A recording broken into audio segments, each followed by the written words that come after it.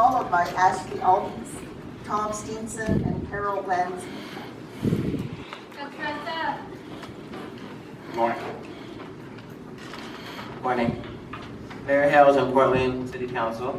I'm Khalil Edwards, Racial Justice and Alliance Building Manager at Basic Rights Oregon, the state's largest LGBTQ political policy and advocacy organization. The LGBTQ community knows well what it's like to be the target of police violence, raids, abuse, and profiling, which is why we continue to stand with this coalition on this issue of policy, accountability, and transparency. The mistrust and fear our collective communities have about our criminal justice system is based on real experiences and a long history of misconduct from a system in desperate need of reform. This mistrust will not disappear until we deliver an open and transparent process around police accountability and reform. We recognize that this process can be painful and uncomfortable. This is democracy at work. The process of openness, transparency, and inclusion will go a long way towards building the trust the community needs in our criminal justice system. On behalf of Basic Rights Oregon, we join our partners in asking the City Council to slow down the process on ratifying the proposed contract for the Portland Police Association. It is premature and works against the progress of healing our communities. Address the many issues in the contract that act to impede our police oversight system. Finally, I would add that it is important to not lose sight of the goal of this process. We're here because of the lack of trust the community has in this process. The only way to rebuild that trust is for the City of Portland to be transparent and inclusive of the communities most affected. Give us a voice in this process. Do not separate this discussion from community oversight. We appreciate the work that has been done towards progress. We must do away with the 48-hour rule, and we must do this the right way. Portlanders deserve better. So let's get this process right. Slow this process down. Thank you for the opportunity. Thank you very much. Mayor Hales and Commissioners, my name is Kimberly McCullough. I'm the Legislative Director at the ACLU of Oregon. I have submitted written testimony that has more details than what I'm going to say here, so I hope that you do take the time to look at it. As an initial matter, we are very disappointed that the whole CBA process has been done behind closed doors. There are a lot of issues in the CBA that impact our community in very serious ways, and the fact that the community has only now seen a draft CBA and a draft body cam policy so late into this process and just before ratification is very disappointing to us. That is particularly so as it relates to the body camera policy. We and myself personally were heavily involved in negotiations over statewide body camera legislation, and we worked very closely with city representatives on that. It was what I believed was our mutual understanding, and what I heard from legislators over and over and over again, that the body camera policies at the local level were to be crafted after a very collaborative approach with the community, and that's not what we've seen happen here. Just to frame the issues, body cameras do have potential to be an oversight and accountability tool, but the policies that are attached to them have to be right. If the policies aren't right, they won't do what the community needs.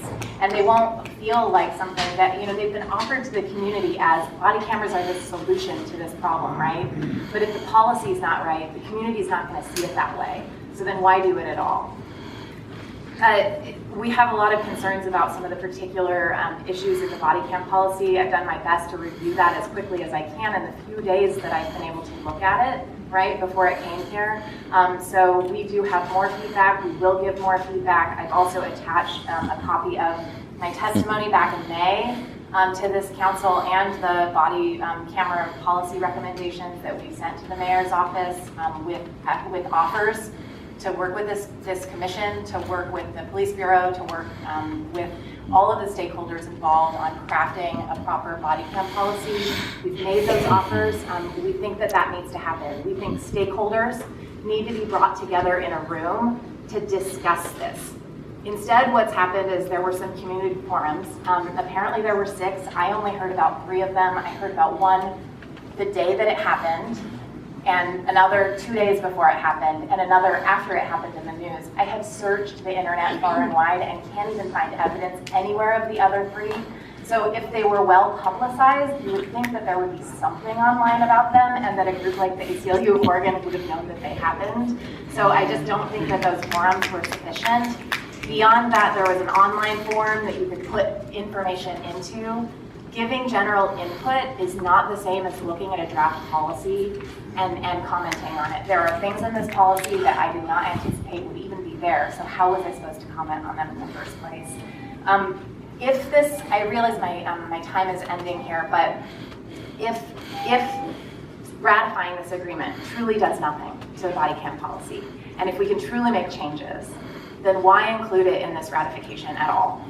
And why is it saying specifically that it's just going to go through the universal review and comment process, which again is an online form, it's not bringing stakeholders to the table, and why does the agreement explicitly state that officers reviewing footage, which is our biggest issue with this contract, that is a mandatory bargaining issue rather than a permissive issue, right? Mandatory issues are like wages and hours, right, and terms and conditions of employment. But review of footage that is something that's super important to public safety and this council's responsibility to our community. So that should be a permissive issue. And I'm just very concerned that we're moving way too fast and too little time for input. Thank you.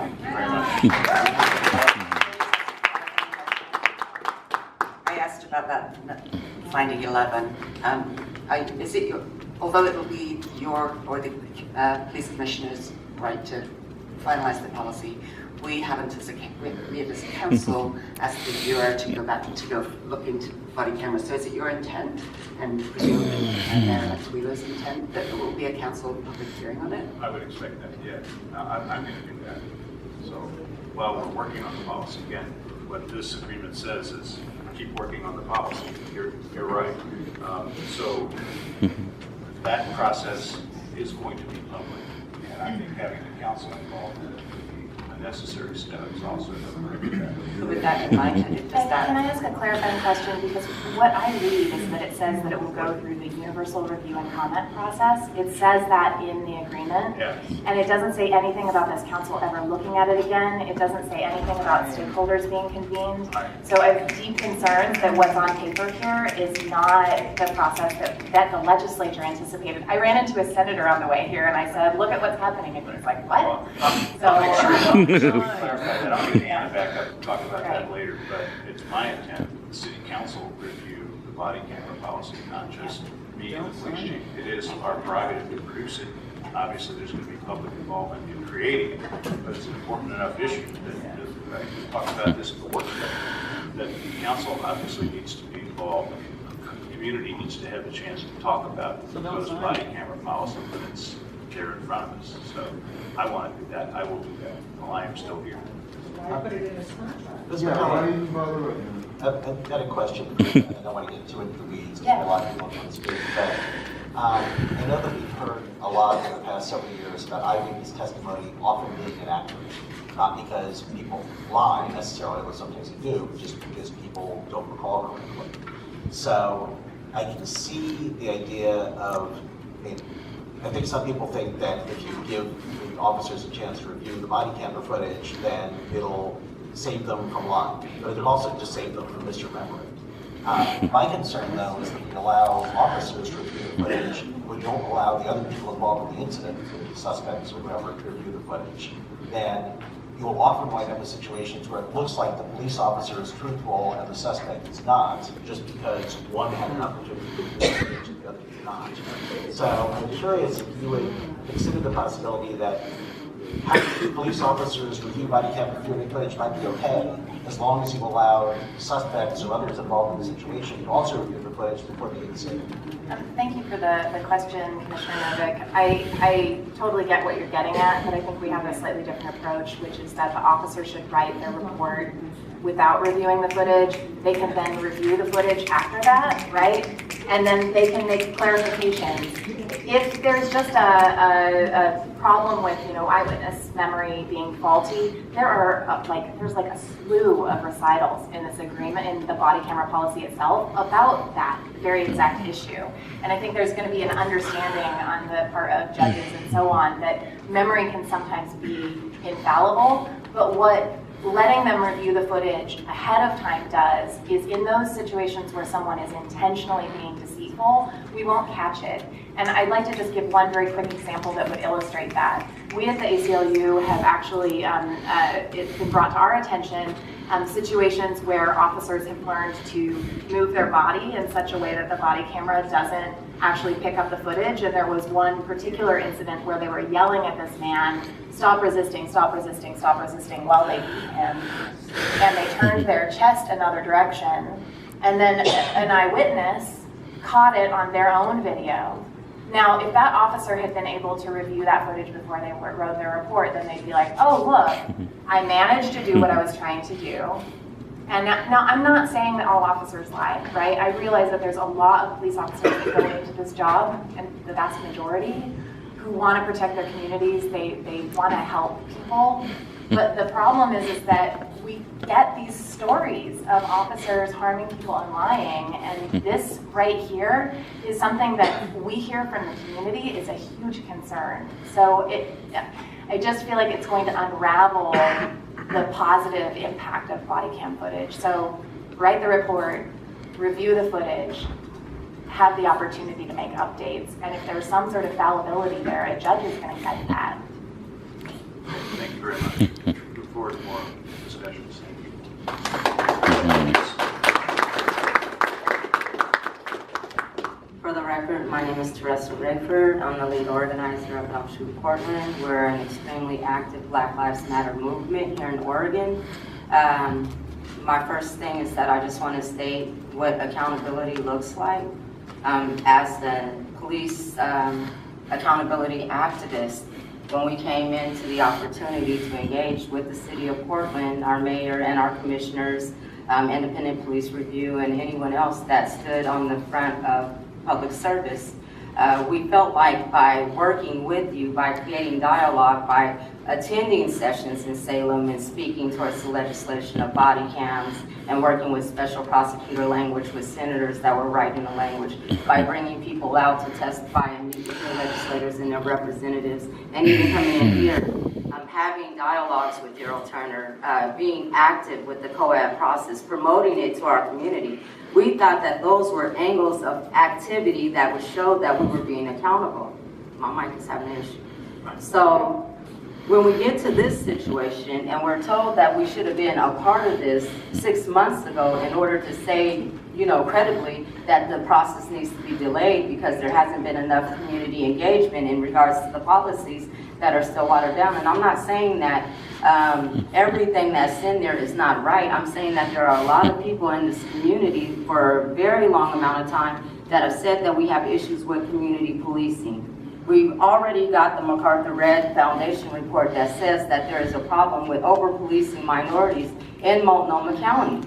Our jails are filled with children in and out of McLaren and Oregon State Penitentiary for very low-level crimes. We are waiving children's FERPA rights just so that they can receive wraparound services through Multnomah County. Those FERPA rights are being waived and their information is shared with different city bureaus. That's causing more overrepresentation in our criminal justice system for the juveniles. It's causing dysfunction and overrepresentation in the foster care system for those families that are vulnerable, that live in poverty. And the biggest enforcement tool that you have for all of this is our police. And so if we're saying that the humanity of those most vulnerable citizens in this state are being undermined by the law enforcement, the over-representation, the over-policing, and we've managed to organize in a way where we can engage with you. At this point where I'm standing in front of a board that is 5 people white, and I'm black, and we've been out there saying Black Lives Matter, I don't see that you care. I can't say that at all, that any part of us trying to engage with people that have power has given us any kind of understanding that safety is a part of the initiatives that you guys are seeking in these new contract negotiations. We have a new mayor-elect that is taking office in January. This is not even due for signing until June. We're asking you, we've been begging you, we're demanding that you delay it. For the same reasons that Dan Handelman from Portland Cop Watch, from the NAACP, from Basic Rights Oregon, from AMA, and from the ACLU, and any other organization, their statements are valid. We need you to delay this process. Thank you. Thank you very much.